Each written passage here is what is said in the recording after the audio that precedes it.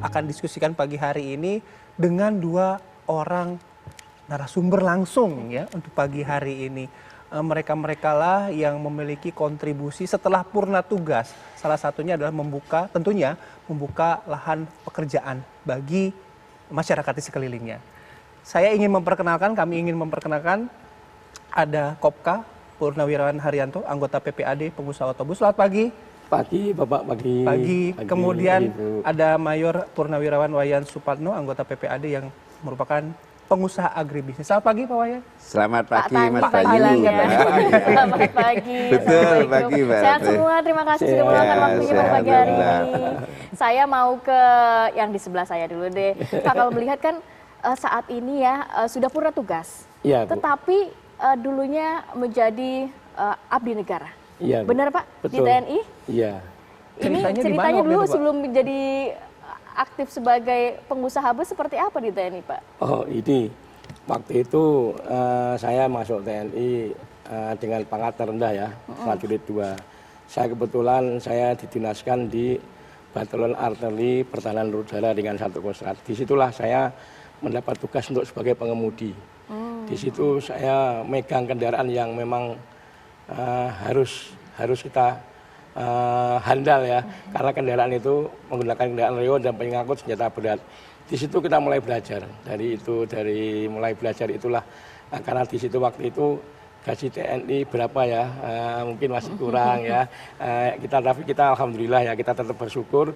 Tapi tiba-tiba ada jalan ya, setelah kita pulang dinas, kita nyopir angkot ya. Kita punya uang. Side jobnya supir angkot, Pak, waktu itu? Iya, saya supir angkot. Ya. Saya 84, saya nyopir angkot, akhirnya 84 saya punya uang sedikit. Saya 750.000 ingat saya. Tak buat ngeridit. Tahun sampai 84 sampai lunas, berkembang lagi. Bahkan sampai saya bisa menampung banyak karyawan pengemudi dari. Jadi kredit angkot pertama kali? Angkot, Pak Rianto. Ya. Oh. Iya, Ibu. Nah, kalau Pak Tani gimana, Pak Tani?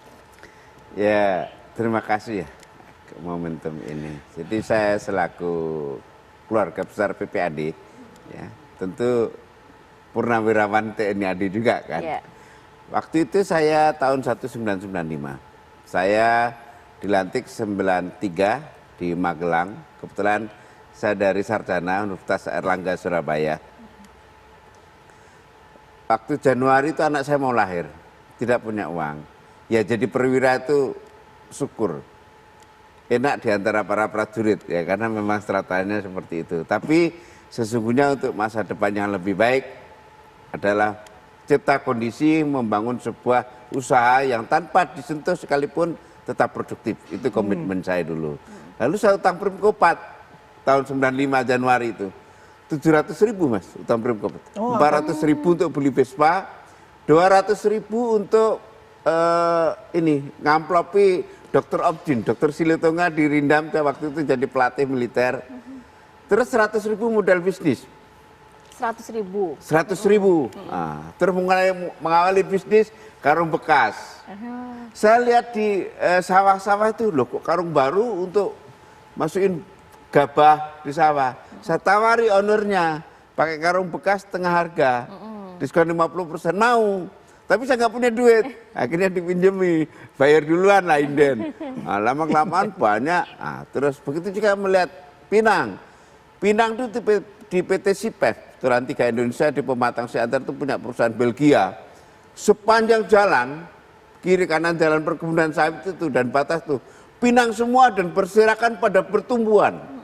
Saya pilih, saya kupas, saya titip ekspor.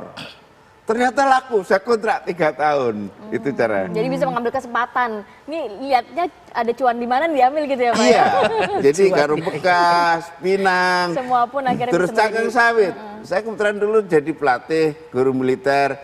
Melihat tiap hari itu ada truk ngangkuti batu bara banyak sekali. Di Indorain Pulp and Paper. Muat batu bara kok banyak. Terus saya lihat cangkang sawit, tempurungnya sawit. Di PTPN itu berserakan untuk pekeras jalan. Saya cari air, saya taruh di 2 kaleng, saya rebus bareng. Ternyata merebusnya sama, berarti kadar kalorinya sama. Terus saya uji riset itu ke Indorayon. 1 truk, diterima lulus. Tapi CEO-nya orang India itu nggak mau, minta 1 tronton lagi. Ternyata lulus, akhirnya dapat royalti, boleh masukkan 3.000 ton selama 5 tahun. Akhirnya saya bisnis dari 100.000 tadi, utang Primkopa 700.000 tadi, awalnya 100.000 selama 5,5 tahun, 5,5 tahun. Saya punya deposito 6,7 miliar. Wih. Luar biasa. Jadi angka 700.000 itu bagi Pak Haryanto, bagi Pak Tani ini agak keramat juga ya. Mulai dari 700.000. Saya mau ke Pak Haryanto. Pak Haryanto ketika banting, katakanlah saya menyebutnya banting setir begitu ya. Karena tadinya TNI kemudian sekarang jadi pengusaha. Tapi mungkin Pak Haryanto punya ini, punya semangat. Apa yang dipelajari ketika pada saat itu sebagai prajurit aktif ya? Nilai apa yang dipelajari sebagai prajurit aktif, kemudian bisa akhirnya diaplikasikan dan berhasil sebagai seorang pengusaha gitu loh Pak Haryanto. Wah, waktu itu ya kita dididik dari keluarga nggak mampu memang ya. Karena kita di situ dididik jauh dengan saudara, jauh dengan keluarga, orang tua. Kita hanya berpikirnya tuh, kita berpikir bagaimana ke depan kita ini untuk maju. Nah, kita berpikir nggak boleh ke depan, kita harus bagaimana cara maju. Disitulah kita mulai menggali mana kira-kira yang cocok untuk pas, dan kebetulan memang itu bidang saya. Nah, transportasi bidang saya dari mulai menggali angkutan kota itu, saya nyopir loh sendiri, habis dinas saya selesai nyopir sendiri dapat 10.000. Kita kumpul dengan orang-orang banyak, kumpulin, saya berkembang. Tahun 97 terjadilah collab. Ya, krisis moneter waktu itu ya. Waktu itu collab, tapi kita tidak boleh kita berhenti, kita nggak boleh ya, kita sebelum belajar nggak boleh takut sama ombak. Sekali gagal langsung bangkit lagi harus. gitu ya. Begitu tahun ini 2000, saya lihat waktu itu kendaraan sudah mulai diobral murah motor. Kita harus antisipasi ini. Ya, ini nanti angkot akan nggak laku. Jadi sudah melihat. Jadi kita harus melihat ke depan bagaimana kita, ya apa yang kita nanti kita gali ini apa nih. Setelah itu begitu benar-benar terjadi ya, ada Gojek, ada macam-macam, akhirnya sebelum terjadi kita jualin nih angkot nih. Jadi akhirnya kepikiran beli busnya itu ya, kapan? akhirnya saya ambil bis nih. Beli bis 5. Bis itu juga kita waktu itu, karena saya pernah jadi konduktor, kena bis ya. Waktu film ini pernah dari sopir bis juga pernah ya, waktu masih kecil ya, kita senang kita kerja gitu ya di transportasi ya. Alhamdulillah tahun 2000 kita beli bis, gagal lagi karena trayeknya Cikarang Cimone. Terus saya berpikir nih, wah ini gagal lagi nih, karena apa nggak memadai, nggak bisa untuk bayar perbankan. Alhamdulillah tahun 2004 saya trayek itu kita pindahkan ke Jawa dengan nama, kan orang Kudus kenal namanya Haryanto ya. Udah tahu teman-teman kita sekolah, karena apa? Kita zaman sekolah mungkin orang pada tahu ya, kita sekolah dulu paling pinter kali ya. Kenapa paling pinter? SD lulus, ST lulus, STM hanya 1 tahun kita lulus, tapi nggak ada ijazah. Karena kita kabur, drop out ya. Kita nggak mampu, orang tua nggak ada biaya, ibu nggak mampu, bapak kerja buruh nggak mampu, kita harus kita belajar. Alhamdulillah disitulah kita mulai berkembang, 2004 berkembang kita. Alhamdulillah. Sampai dengan namanya besar saat ini ya. Jadi kegagalan ini tidak menyurutkan Pak Haryanto. Dan saya juga sempat membaca informasi mengenai Pak Tani. Kabarnya sempat rugi 30 miliar. 38 miliar. 38. Kita lanjut lagi nanti di segmen berikutnya. Tetap bersama kami pemirsa, apa kabar Indonesia Pagi sesaat lagi. Baik, kembali lagi di Apa Kabar Indonesia Pagi. Menarik nih, memang kalau sudah gagal pertama ya jangan akhirnya menyerah gitu ya. Berkaca dari pengalaman. Mentalnya harus kuat banget. Jangan mental tempe gitu ya Mbak ya. Kita ini ya masih mental tempe kayaknya. Tapi kalau Pak Tani kabarnya sempat rugi 38 miliar rupiah. Ya. Ini akhirnya udah rugi banyak tapi kok masih mau bangkit lagi. Nolnya banyak loh Pak itu Pak. Iya. Jadi sejujurnya saya tahun 2008 bangkrut 38 miliar. Waktu itu saya punya rumah sakit Sehat Insani di Riau, punya properti dan beberapa apotek klinik dan kebun sawit. Jadi bangkrut itu hal biasa. Jadi memang yang dibutuhkan seorang entrepreneur adalah mental. Mental berani mengawali dan mental untuk selalu membekali diri. Jadi kalau sudah mau jadi pengusaha, sekali lagi yang dibangun pertama kali mental, kedua intelektual. Atau karakter dan kapasitas. Tanpa itu nggak bisa, karena kedua-duanya ini kalau nggak bisa dipercaya, jangan jadi pengusaha. Karena syarat mutlak jadi pengusaha itu harus bisa dipercaya. Ya, syarat untuk bisa dipercaya dua itu tadi, bermental bagus, berkarakter bagus, bermoralitas bagus, dan berkapasitas, berintelektual, dan selalu berusaha untuk membekali ilmu, pengetahuan, teknologi, inovasi. Saya kan selalu membaca, selalu cari inovasi-inovasi terbaru, mesra dengan para pakar, karena saya bukan orang pintar begitu. Jadi waktu saya bangkrut 38 miliar, tepatnya 14 tahun yang lalu lah, 13 tahun yang lalu, ya saat ini alhamdulillah sudah berkali lipatnya lah balik ya. Itu karena saya segera menguasai diri. Kalau ketika bangkrut, jadi kalau sahabat petani, adik-adik kaula muda kalau bangkrut, enggak usah takut, enggak usah buat stres, pusing pasti. Karena itu memang, ya kalau kita punya harga diri, kehormatan pasti pusing. Tapi tidak boleh, kita tidak boleh larut. Pertama, harus kuasai diri. Kedua, cinta pekat kepada Tuhan. Ketiga, konsolidasi bisnis. Keempat, buat strategi bisnis baru. Terakhir, pandai-pandai dengan para orang pandai. Pinter-pinter mengelola para orang Udah bisa jadi mentor bisnis saya nih nanti. Ya, boleh. Ya. Jadi saya suka Mas Bayu. Saya terus terang aja, mimpi saya itu kepingin melahirkan para pengusaha muda sebanyak mungkin. Amin. Saya apalagi dengan Bapak Legend Doni Munardo, ketum kami, punya fokus target terukur untuk melahirkan para pengusaha itu, wah saya respect sekali. Oke, amin. Saya amin, senang amin. sekali. Karena memang masalah bangsa kita ini, mohon maaf ya, kekurangan 2% lagi kali jumlah penduduk pengusaha kita. Oke. 5,5 juta orang lagi. Itu yang dicita-citakan oleh Pak Tani. Tapi kita bicara seorang pengusaha juga kan pasti ada kontribusi ya tentu ya. Tidak hanya bagi diri sendiri, keluarga, tapi kan bagi lingkungan sekitar, bagi juga orang-orang terdekat. Nah dalam hal ini mungkin Pak Haryanto juga Pak Tani, kontribusi yang mungkin paling real yang ingin dikejar, yang sudah dicapai, terutama dalam kaitannya dengan rekan-rekan di PPAD ya, atau purnawirawan di Angkatan Darat. Ini gimana konsepnya? Kalau saya gini ya, pengusaha harus memenuhi dua asas, menambah laba dan menambah manfaat. Ketika tidak dua-duanya paralel berjalan, pasti akan berhenti usahanya. Itu harus punya dua komitmen jalan bersama. Kalau saya paling tidak mengupgrade keluarga saya, terus masyarakat sekitar saya dan bangsa saya, minimum lapangan pekerjaan tercipta. Ya, terus kedua, saya ya sudah ratusan orang bibir sumbing operasi katarak gratis karena saya. Tidak perlu. Beasiswa rutin. Ya, terus lapangan pekerjaan sekarang tiap bulan rata-rata gajian 700 juta.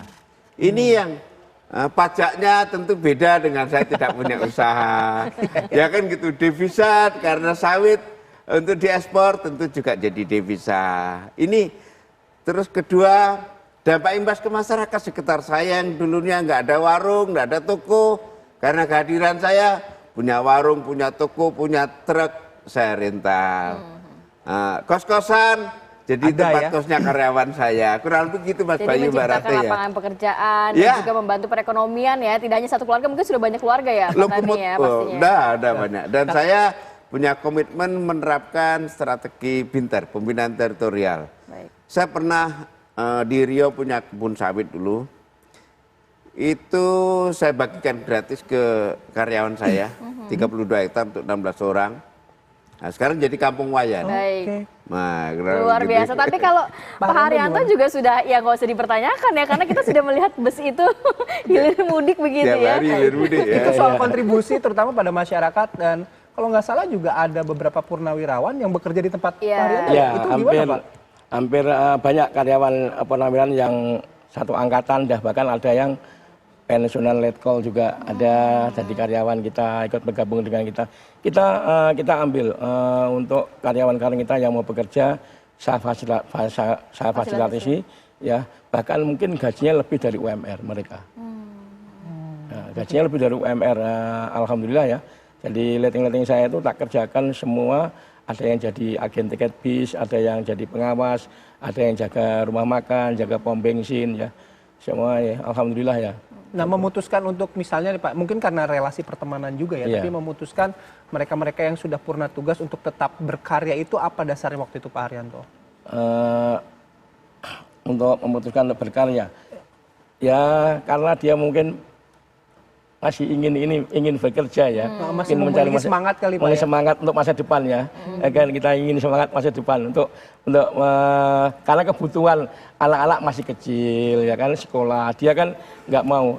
Semua orang berpikir mesti anak harus lebih baik daripada orang tua. Betul Pak. Itu harapan, tidak boleh kita. Dan memang jangan sampai anak ini terpuruk ya kan. Kita nggak mungkin tega ya lihat anak terpuruk ya. Kita ingin cita-cita agar anak ini lebih baik dari orang tua. Pastinya ya. Pak Haryanto, kunci sukses Pak Haryanto ini Iya. dari abdi negara, menjadi pengusaha juga memberikan kontribusi banyak terhadap negara. Iya. Seperti apa kunci suksesnya Pak Haryanto? Alhamdulillah, satu adalah kita berbakti kepada kedua orang tua. Itu yakin ya bahwa surga itu di telapak kaki ibu ya. Kita itu harus nggak bisa kita ini. Karena apa? Kalau orang tua dari itu pasti Allah ridho.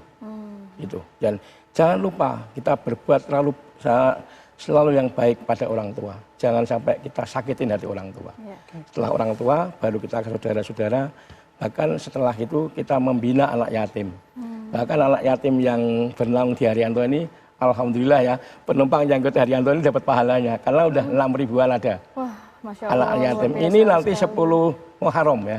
Nanti itu akan kumpul di garasi PO Haryanto. Setiap 10 Ramadan, setiap 10 Lebaran Suro. Lebaran anak yatim ini kumpul. Tapi kita ambil hari libur.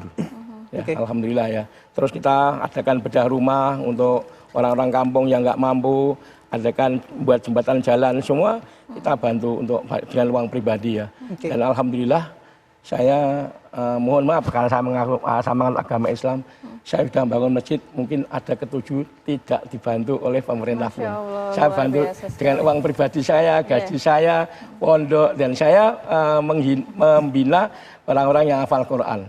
Jadi garasi saya itu setiap garasi ada masjidnya, tiap hari khataman Luar Quran. biasa, amal jariah nggak putus nanti ya Pak ya. Barokah Pak Haryanto, Pak tadi juga Dan barokah karyawan di saya udah tulisannya. banyak buat di rumah loh. Yang TNI juga udah banyak buat di rumah. Ayo yang mau ganti rumah jadi karyawannya Pak Haryanto. Oke, kita waktunya sangat terbatas, tapi terima Iya. kasih sekali Iya. lagi Pak Tani, Pak Sama-sama. Haryanto juga atas sharing pagi hari ini. Mudah-mudahan ini bisa menjadi inspirasi bagi kita semua juga, Iya. membawakan berkah dan juga kontribusi terutama Iya. bagi bangsa dan negara kita ya. Iya. Oke, makasih Pak Sehat Haryanto, terima selalu kasih. Sehat, Pak terima Haryanto, kasih. Pak Tani makasih. Habis Iya. ini kita mau keliling pakai bus Haryanto keliling Pulau Gadung, Iya. barunya ada duren. Ya, Langsung lihat durian ya. Langsung lihat ya, duren. saya anak muda supaya pada gemar. Iya, Jadi kita harus semangat. kita usahawan. Baik, Semangat sekali lagi. Pak Tani makasih sekali lagi. Pak Haryanto terima Sama-sama. kasih, sehat selalu ya. Iya. Ya.